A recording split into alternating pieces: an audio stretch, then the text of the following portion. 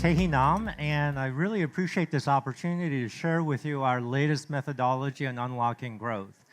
It's something that I've been really focusing on for more than 15 years because as an early stage venture capitalist, I realized that at the end of the day, we really focus on this question of unlocking growth because what we found is that if companies unlock growth, we tend to make money, and if companies don't unlock growth, we tend to lose money.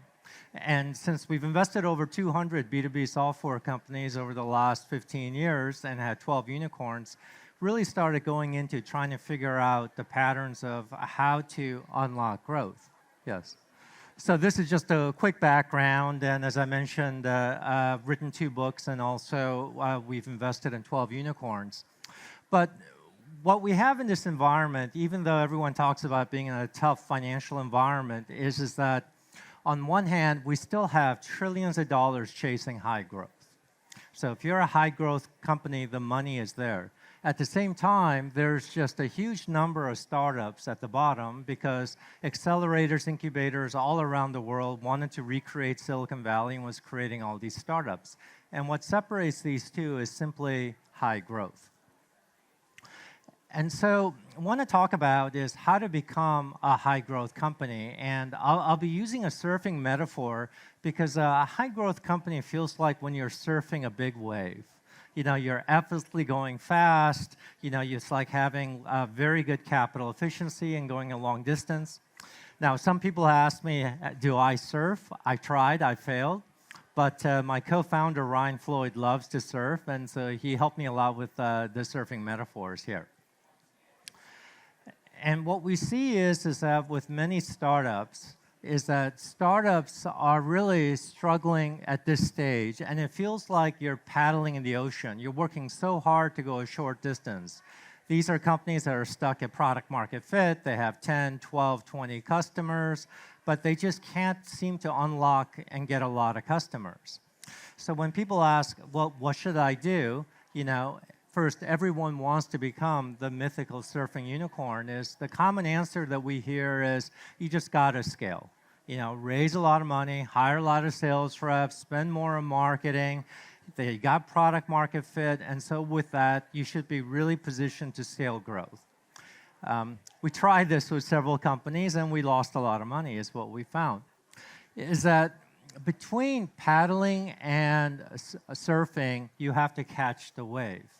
In the same way, between founder growth and scaling growth, there's a critical step, which is unlocking growth. And that you need to unlock growth before you can scale. And many times also, companies that are scaling somehow lose it, and they have to re-unlock growth. So unlocking growth turns out to be something that's really critical here. And as for us as investors, it's key to our returns. And so we've been researching this question and want to share with you that our view right now on terms of exactly how to unlock growth is really to combine what customers want as outlined in the customer journey with what teams do, which is outlined in the playbook. And so we're going to go through this quickly through a 3-step process. One of what we say, read the wave, which is really outlining this hero customer journey, this very specific customer journey. Second is the right surfboard, which is really coming out with a playbook which is optimized for the customer journey. And the third is tuning your surfboard, is how to fix problems in your customer journey playbook. So let's start with the hero customer journey, which is reading the wave. So it all starts with customer empathy, but as our previous speakers talked about, when you do product-led growth, you want to do sales-led, everyone talks about customer empathy. And in many ways, it sort of feels like motherhood. It's like saying, you know, get an A on a test. The question is sort of how. And so when you think of companies and you say customer empathy, well, who is the customer? If JP Morgan's the customer, well, you don't sell to JP Morgan. You sell to someone at JP Morgan. And so the question is, which persona? And you find there are users, there's the economic buyer, there's influencers, and at some point you're overloaded with enterprise personas. And so what we say is just focus on the champion. The champion's the one that's going to sponsor you, drive you, and push you through that organization. Champion may not be the one with the budget, but it's the one that will drive it through. And so as a result, we want to focus on the customer journey of the champion. With that, we outline this hero journey. So let's start with what the customer looks at you. When I meet founders tend to be brilliant people, visionaries, and so they think that, they're a superstar. When customers look at founders, this is how they look at founders. And basically saying, do you want to be their first patient? Well, the answer is obviously no, right? Doesn't matter what school these kids came out of, you don't want to be their first patient. In the same way, the answer is customers should not buy from startups. You should buy from a proven vendor. And so when we talk about, this whole approach we're going to talk about is not product-led, sales-led, or any particular motion. It's really going to be tied about customer empathy. And so now we ask, okay, so you're telling me customers should never buy from startups, but I invest in early-stage startups, so how do I break that dichotomy? Is that it turns out customers buy from startups for two reasons. One is they can become a hero.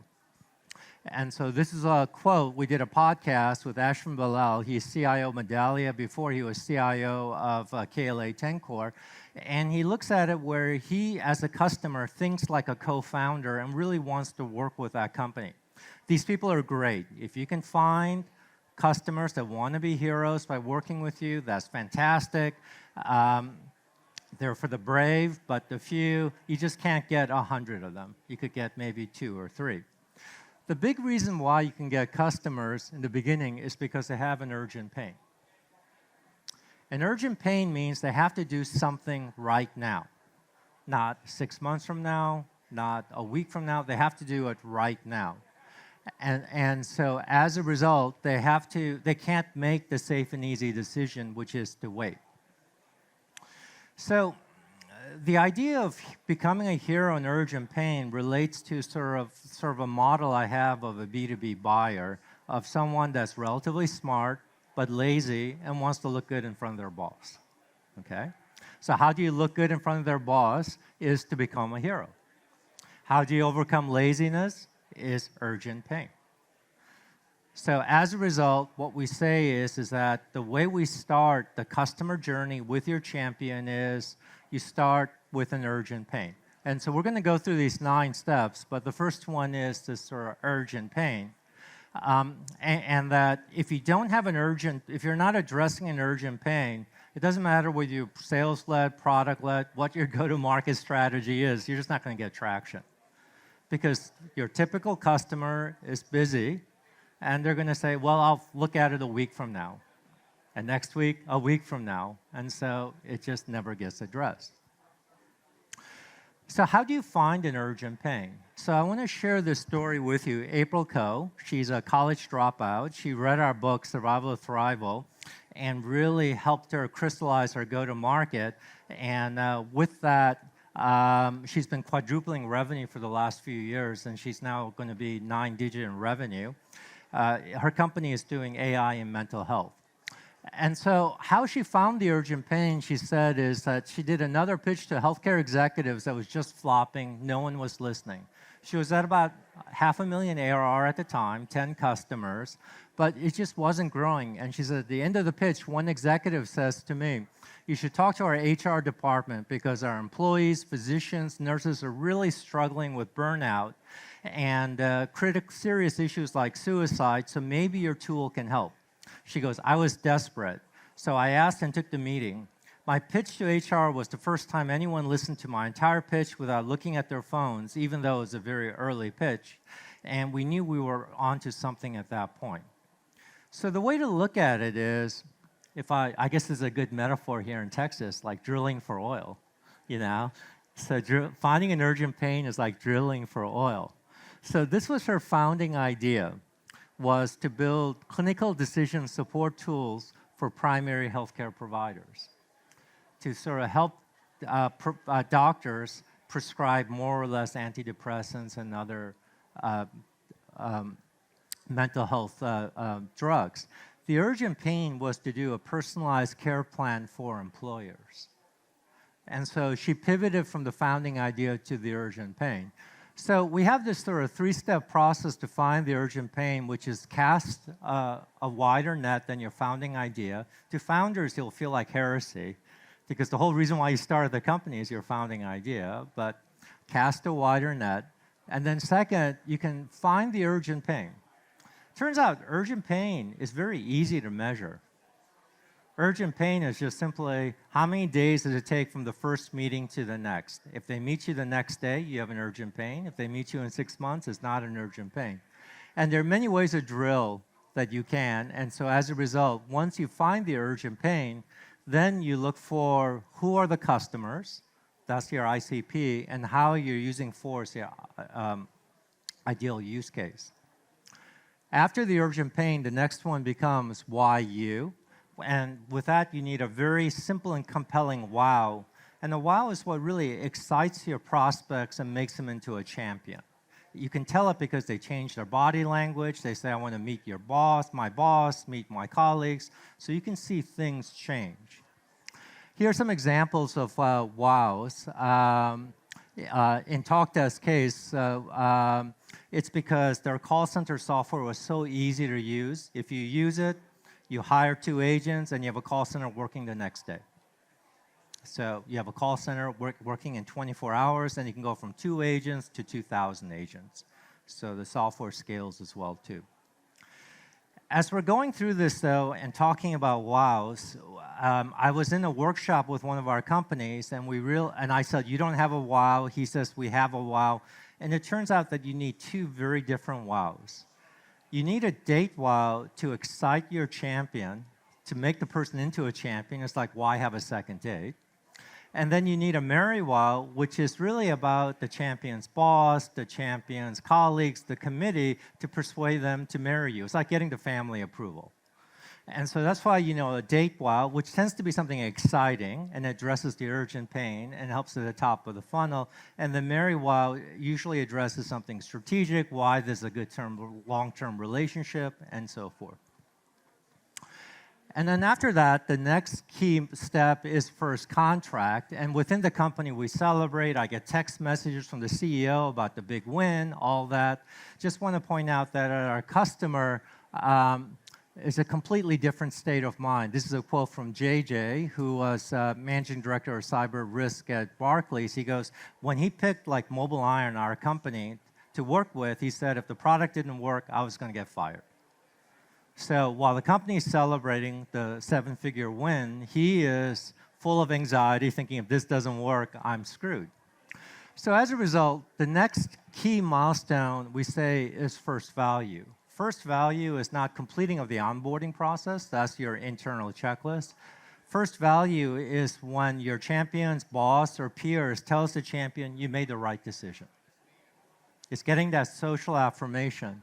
Now, clearly, you can't drive execution to that. So as a result, what we need to do is find the right usage milestones that coincide with getting that social affirmation. From a strategic standpoint, minimizing time to first value has huge strategic implications. For example, if it's not short, you can never do product-led growth. Next is sort of milestones about driving it to standard workflow, full deployment, new use cases. For shortage of time, I'll just sort of keep running ahead. And the last stage, we say, of the champion journey, it's not a multi-year contract, it's not full deployment, it's making your champion a hero, which is making them an industry celebrity or getting them promoted.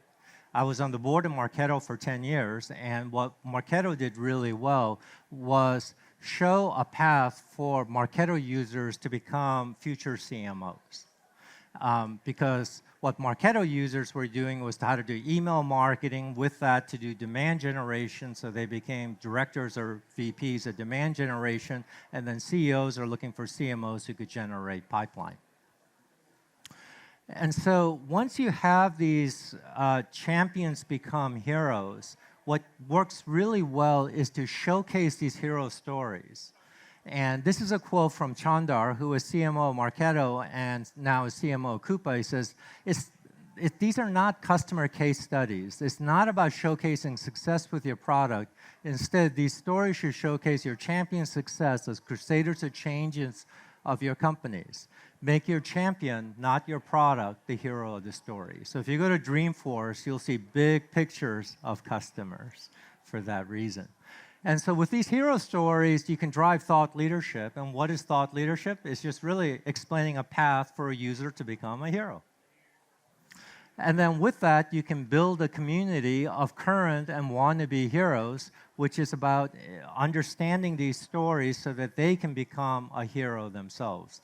The first Marketo conference I went to, there were 15 people. I asked, why are you here? And she goes, well, I flew from Florida to California because I wanted to hang out and learn from the best marketers. Several years later, Las Vegas, 6,000 people. I asked the person sitting next to me the same thing, and she goes, I came out here to also learn from the best marketers so I can become a great marketer myself. It wasn't about learning how to use Marketo. It was about how I can be a superstar marketer in the future. So we call this customer journey the hero customer journey because it ends with our champion becoming a hero. And the terms we found very important: urgent pain, date wow, and sort of going through these sort of specific 9 steps. And we tie it to the sort of the feeling of the champion. Urgent pain is what gives them urgency. The date wow is what converts someone to a champion. The merry wow is what drives consensus within the buyer. First contract builds anxiety. First value is when you deliver relief. And ultimately, hero is how you make someone's career. Now, frameworks I found are helpful. Everyone likes them. It provides insights. But if you can't measure them, they're useless. Because the only way you really drive execution is you need to measure. So it turns out we have this customer journey, and usually at some point when I do these workshops for our companies, they go, wow, this is just more homework for me. But then what they do is then they tie it to their CRM, and then they can start measuring. So urgent pain is the number of days from awareness to first meeting. Your conversion rate from first engagement to active engagement is your date wow. If you have a high percentage, you have a good date wow. Low percentage, you have none. And just sort of working in this manner. So it's important to measure, and ultimately, as I said, number of days to first value. If it's sales-led, you measure from first contract. If it's product-led, you really should measure from first engagement. But that metric really will drive a lot of your go-to-market. So this is the way that you sort of measure your hero customer journey. And then, from a business standpoint, what we want to do is we want to acquire new customers and we want to grow existing customers. And it turns out that these sort of key milestones, the customer journey milestones, are critical to achieving that. For example, as I said, if you don't address an urgent pain, it's very hard to acquire new customers. If you have long time to first value, you tend to churn customers and so forth. So now let's go to the next part, which is combining it with a playbook, which is the surfboard. Because at the end of the day, we're trying to take this concept of customer journey, which is how we basically quantify customer empathy and make it executable. And to make it executable, you have to combine it with a playbook. And so we'll talk about that. And so going back to April Ko, we did a podcast with her, and she said that she couldn't understate the importance of our book and of helping her find go-to-market fit. And the 2 things she said was really helpful was to map out the go-to-market playbook in a very scientific way and really find these wow moments because they drive conversion. Otherwise, you have a playbook, you run all these plays, but you don't convert. So let's talk more about what is a customer journey-driven playbook. What it is it combines this hero customer journey of what customers want with all the different playbooks. And what playbooks do is they just document internal processes. So together, you want to find the right playbook, which is a surfboard optimized for the wave. What I find right now, if you search go-to-market playbooks, there's tons of examples. but there's none that combines it with a customer journey, especially this hero customer journey that we're talking about. If you don't combine it with a customer journey, you have a playbook which talks about what teams do, but the market changes. And so when the market changes, you don't know why your playbook's not working. The best example, think of Zoom. At the beginning of the pandemic, it was an urgent pain, and today Zoom is not an urgent pain. So you can't run the same playbook. So when you combine the two, what you get is playbook gives you repeatability in terms of what your teams do. Hero customer journey outlines what your champion wants. And so with that, you can repeatably advance your customer, your champion, along that journey. And that's what drives you momentum. So how do you do it? Let's just sort of quickly go through an example of how we lay out the customer journey, we match it with the CRM stages, and then identify the advancers. So this is like a quick summary of the customer journey for Mobile Iron. Mobile Iron is a mobile security company which took off with the iPhone. And so the champion was the mobile IT manager. The boss would be like the CIO. The use case initially was secure work email on the iPhone. The urgent pain was simply CEO, execs, get iPhone for Christmas, come to work after the holidays and say, I want to switch from BlackBerry to iPhone. IT says, we don't support iPhone. CEO says, that's not an acceptable answer. Okay, that's an urgent pain, right? And another urgent pain was employees were buying a lot of iPhones and then wanted to bring it in and use them in their office, and so that's BYOD, so pressure there. So that's the urgent pain. That's what gets a meeting the next day, okay? Now the next question is why Mobile Iron? Why it converts the prospect to a champion. So for BYOD, IT department was right now handling BYOD. Employees leave, they have to wipe all the corporate data. It took about 2 hours for phone. With Mobile Iron, they could push a button, it'll be done like that. So the IT manager was saying, I could waste all my time, or all of a sudden this makes my life so much easier. That's a really cool thing I needed. That was a date well. All of a sudden now, you went from a prospect to a champion. In the same way, for the execs, being able to secure native email, so you still have the iPhone experience, was a date well. So that's what got the champion, but that's not enough, because you had to get the CIO, you got to get the CISO, you got the CFO, you have to get committee. It's like getting the family, right? And so for BYOD, the key is that Mobile Iron had a full deployment with references of how to do BYOD, what your HR policies, all that should be in place. CIO looked at it and goes, this is great. This is the safe solution and easy, and so went with it. In the other case here, it was about the enterprise app store, because they looked at the app store, saw it was a cool way of delivering all these items, and said, we need to do the same. It was strategic, but if you ask them how many apps do you have right now, the answer was none. So it was not what they needed right now, but it shows is the right long-term solution. So the next thing then is you just have to match the Mobile Iron CRM stages, because that's what your teams do, to the customer journey.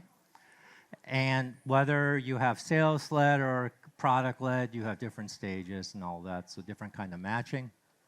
And this just gives you an example for Mobile Iron to show how the two match. And then with that, you can figure out what plays do you need to run. So obviously, if this is your date wow, then you want to have a demo which really highlights the date wow. If your urgent pain is that the execs want to replace BlackBerries with iPhones, it turns out building a channel strategy at that time with AT&T and Apple turns out to be the best way of getting leads. So by doing this, you can see what plays to run at that time that will then drive conversion. And ideally, you want to make this one page so that it becomes easy for people to read and to implement. So when you put this together of combining the hero customer journey with the playbook, it does more than just unlock growth. It aligns the entire company behind helping customers advance along the journey. It builds a customer-centric culture because you're talking about how to make your champion a hero. It's not how you sell more. It's not about getting renewals. It's about how you help the person with their careers, and they can sense it. It's different. Because it's one page, you can ramp new go-to-market employees quickly. And then lastly, what we're finding is that having one framework, one vocabulary allows execs to speak one language. So you can diagnose and quickly fix problems. And that's what we're going to talk about next is fixing problems. Because no matter how good your go-to-market is or your playbook, you're going to have to fix it at some point. And so we're going to talk about an example of where a company missed their bookings, and it turns out there are different reasons, but it's because they had poor conversion after first meeting, and then they're in a panic to fix it and all that. So this is about tuning your playbook. And so it's about how you fix your go-to-market problem. The typical way companies fix their go-to-market problem is assign it to, who's responsible for that stage. And we find that the only answer is really to come up with the right cross-functional team. But when you say cross-function, it gets confusing, and so you have to figure out what they need to do in particular. So let's talk about the problem here, which is poor conversion after first meeting. So what that means is that after your first engagement, you have a high drop-off here. So what most companies do is say, well, who's responsible for that? Sales is responsible for it. So sales execution problem, sales go fix it. Other teams all sort of breathe a sigh of relief and work on their own issues. That's typically what happens. What we're saying, though, is that if that's the problem, then what's the cause? And typically, the reason why you have poor conversion there is that you don't have a date well. In the last 10 workshops I did with our companies, it was with the execs, and then I asked the product head, are you working on a date well? And he goes, no. They work on a marry well, but not a date well. And the reason is when the date doesn't show up on the second date, they have no reason why. So they don't know what to work on. If they lose an eval, they have a lot of data, so they're working on the marry well. But without a date well, what can sales do? So that's the first thing is, working with sales on the date well. Another reason we see is because the leads that marketing generates doesn't match with sales. And you can see that for this company here, is the green is sort of new pipeline being generated by marketing. So marketing thought was doing a great job because new pipeline generation inbound was really ramping up. But then we look at sales conversion of that pipeline, and you see a significant decrease. And what happened is that marketing started pushing a new use case sales was not ready for. So it's important to have that urgent pain and the date well aligned. Otherwise, you generate leads you can't convert. This is another thing about time to first value. And so this is another one of our companies where you see how they started measuring time to first value, and I was wondering, why even measure when it's so long? But they kept working on it, and it got down to a point where it was fast enough that the product took off. So that's what we find, that the way you measure easy is time to first value, and you can see how that it takes off. So what happens is that if you want to solve this problem of poor conversion after first meeting, you need sales to lead it, but you have to solve the underlying problems in the hero customer journey, such as the urgent pain, the date wow, and time to first value, and that requires a cross-functional effort. In the same way, if you have an onboarding issue, typical answers say, hey, customer success, you're responsible for it, you fix it. But it's important to look at the underlying reasons in your hero customer journey, identify those so that you can be in a position to fix it. So when it comes to tuning your surfboard, which is like fixing go-to-market problems, the key is to figure out how to build the right cross-functional team so you can then address the underlying hero customer journey problems. And so that's why having this hero customer journey sort of provides you the intellectual framework. Then you can see what you need to fix to achieve your go-to-market issue. So we look at unlocking growth. As I said, is sort of this, it feels like you're catching a wave as you're going from paddling to surfing. So between founder growth and scaling growth, you need to find this unlocking growth. We find that very few people have that experience. There are a lot of people with scaling growth, but unlocking is different. And for unlocking, we say that it's a 3-step process where you have to outline this hero customer journey, which is a 9-step process. And it's really the champion's hero journey. That's like reading the wave. The second is building the customer journey playbook, which is combining the customer journey of what customers want with your playbook, what teams do. Otherwise, you can't get execution. The first sort of tells you what you need to do. Second is what you should do. And then the third is how you fix it. Okay. And so by doing that, then you're in a position that you can unlock growth and start scaling. So I just want to give you another way that we look at this. This is a typical company journey. You have a founding idea, you get product market fit, happy customers, 1 million ARR, 10 to 20 customers. You need to find your go-to-market to unlock growth, and then you scale growth to become your category leader and the mythical surfing unicorn. That's how our unicorns come to be. But many startups find product market fit but struggle to unlock growth. And so what we say is that when you find product market fit with an urgent pain, otherwise it's just hard to get more customers, so with an urgent pain, and then understand your hero customer journey so that you can build your playbook, which is that repeatable motion, but it's a customer journey playbook, not any playbook. And then last is know how to fix it with a cross-functional effort, because as teams grow, they will just become silos. And so with that, ready to be a surfing unicorn. Well, I really appreciate this, and yeah, so thank you. And if you have any questions or comments, please let me know. I love to get feedback, and LinkedIn is the best way. And as I said, this is something we've been working on for a long time. Yes. And excellent. We'll keep working on it. Yeah, yes. Excellent. Thank you. Thank you. We're going to take some time, just a couple minutes for some Q&A, 1 or 2, and I'll come over. Does anybody have a question? A question? Yeah, fantastic. All right. We'll come back over here. Yeah, that was great. Thank you very much. When you talk about first value, maybe prior to an onboarding being complete or an implementation being complete, what would be an example in your mind, even with some of your portfolio companies, of a first value, that especially one that maybe you can get to quick? Yeah, sure. In Mobile Iron's case, I said, is that exec wants email. The exec wanted to have work email on their iPhone, right? First value is when the exec was able to get work email on their iPhone. To say that onboarding was, well, did you get training? Did you get all these connections done? There are all these things, but until the execs get that, there's not first value. Excellent, thank you. We got time for, I think, one more. Oh, there we go, awesome.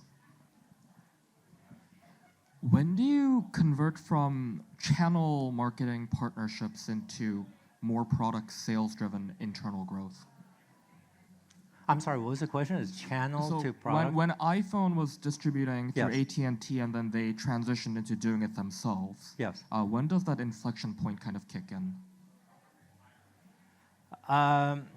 Well, I mean, are you talking about for AT&T or Mobile Iron? For Mobile Iron. Right. Oh, Mobile Iron, the relationship was never a resale relationship by AT&T. In the beginning, it was just purely referral. Basically, AT&T and Apple just wanted to sell more iPhones to the enterprise, and until you have security checked off, they could not sell it. And so they would refer customers to Mobile Iron. Okay, so they're just getting referrals. And yeah, to relieve the urgent pain. It's not because they wanted to send customers to Mobile Iron. It had nothing to do with that. It's because of the urgent pain. And then later on, AT&T signed a reseller agreement with Mobile Iron. But big companies take a long time, so signing that agreement took many months, I think a year to negotiate. Sales reps wanting to close deals go a lot faster. Excellent. Great. Awesome. Thank you so much.